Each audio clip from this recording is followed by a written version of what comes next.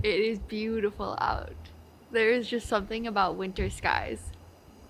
Anyways, I have one goal this winter, and that's to spin my own yarn and make a shawl out of it.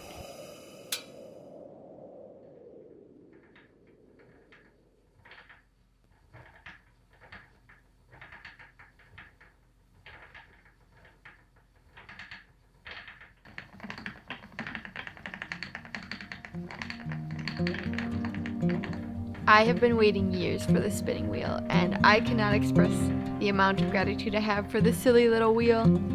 And part of me was very optimistic and thought that I could just pick this up so quickly, and I was wrong. This has been a work in progress.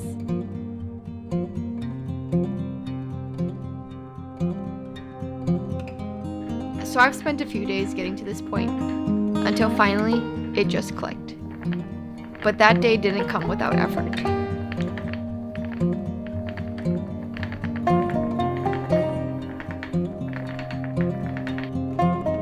Day 1, I had to keep pushing the wheel with my hand to get it spinning. Day 2, I realized I had some simple alignment issues. And day 3, things started moving.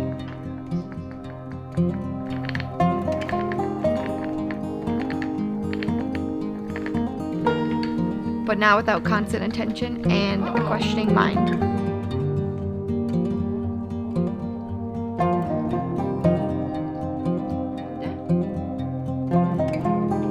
All this work, this spinning, had me thinking.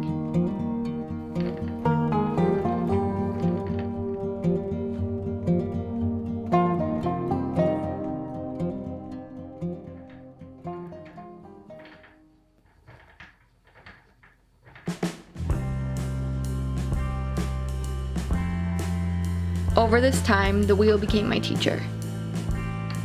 I kept running into problems, and I had to step back and look at it objectively, with the mind of a builder. What's happening? What isn't working? And what can I fix? If this piece isn't working, then if I change this, will it spin better? I looked at it objectively, without emotion, and questioned and tested until I found my solution.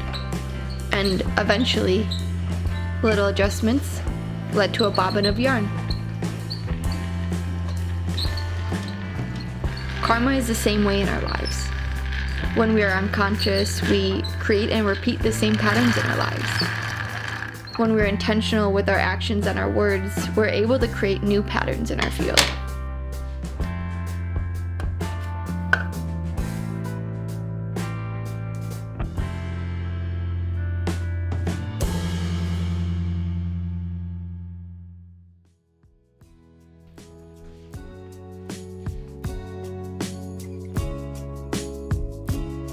So like I said, this took some practice.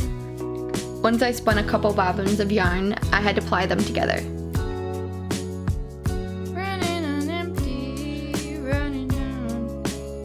I spun the single ply balls in a clockwise direction, or a Z twist, and then I plied them together using an S twist. The more practice I had, the easier it was to keep a consistent width. I could easily start and stop my wheel, and I started to just move in rhythm with my wheel.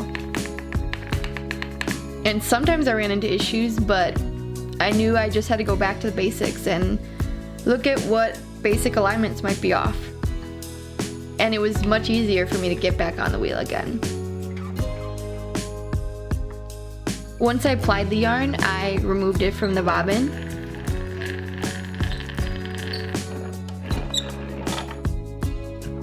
And I wrapped it around the basket to make a skein.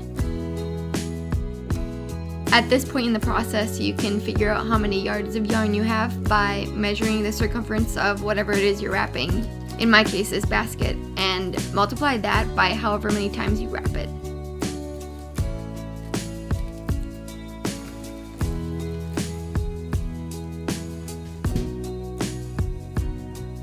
From there, I soaked it in a warm water bath to clean and relax the twists.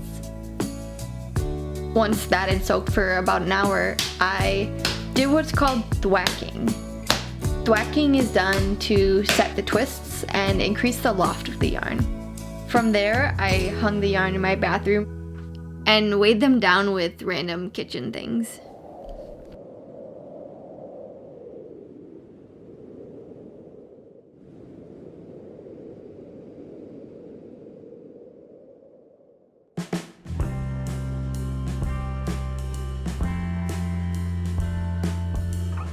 This process helped me to better understand new ways of moving through life. Sometimes it's important to step back and look at life with a neutral perspective. With the mind of a builder, step back and observe what is constantly showing up in your life, what patterns are being repeated, and decide what adjustments can be made.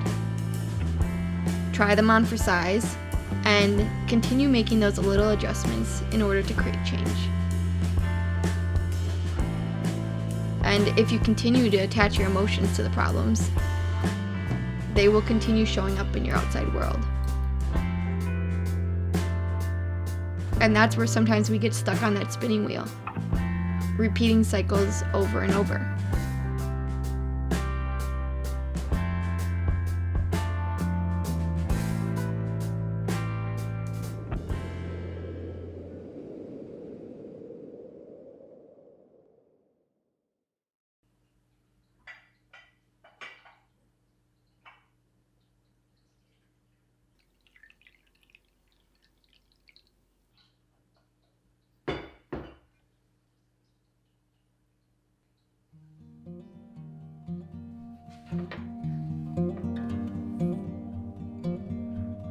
This is an incredible time to be alive, and I hope you feel that too. We are so supported in making major jumps in our lives for the benefit of all. Rather than repeating cycles, we're able to fully step into our power and release what needs to be released. This month that we're in is our final releasing before new energy comes in. Releasing is the liberation of karma. Are you going to step back and look at life objectively and liberate what needs to be liberated?